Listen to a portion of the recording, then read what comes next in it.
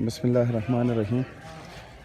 مسلمانانو ورونو، دا تاسو کتئ شئ نن د طلحه فاونډیشن له طرفه په 30 کورونو کې به راشن ورکړی کېږي.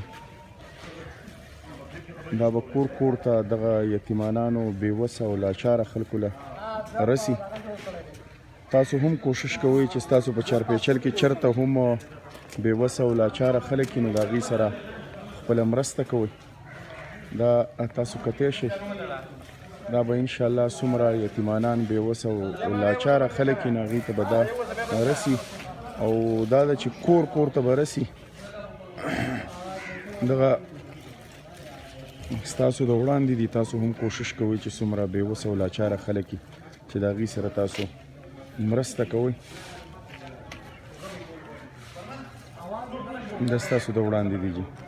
کوشش کوئ چې تاسو هم دغه شان د بېوسه او لاچاره خلکو سره مرسته کوئ.